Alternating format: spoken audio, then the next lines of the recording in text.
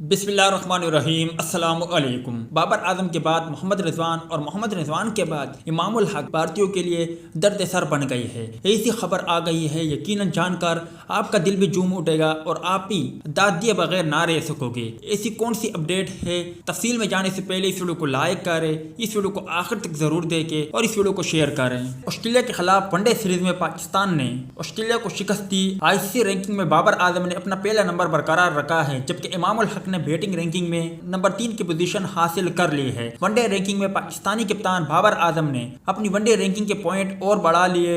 बाबर आजम ने ऑस्ट्रेलिया के खिलाफ बैक टू बैक सेंचुरियां बनाई और 3 मैचों की सीरीज के दौरान 138 की औसत से 276 रन बनाए। पाकिस्तानी बाई हाथ के बल्लेबाज इमाम उल हक ने वनडे रैंकिंग में नाकाबिल यकीन छलांग लगाई है। हाल ही में खत्म होने वाली वनडे सीरीज में ऑस्ट्रेलिया के खिलाफ उनकी टॉप फॉर्म ने उन्हें 7 दर्जे ऊपर लेकर नंबर 3 पर जाने में मदद की है। इमाम उल हक सीरीज के सबसे ज्यादा रन बनाने वाले खिलाड़ी रहे। उन्होंने 3 मैचों में 149 की शानदार औसत से 298 रन बनाए। इससे पहले विराट कोहली अभी भी नंबर 2 पर मौजूद है, जबकि इमाम उल हक ने रोहित शर्मा से उनकी नंबर 3 पोजीशन छीन ली है और अब अगली सीरीज में विराट कोहली को पीछे छोड़ सकते हैं। आप भाइयों को क्या लगता है कि इमाम उल हक अपनी शानदार परफॉर्मेंस से विराट कोहली को ओडीआई रैंकिंग में पीछे छोड़ सकते हैं या नहीं? इस हवाले से कमेंट सेक्शन आपके कमेंट्स का मुंतजर रहेगा।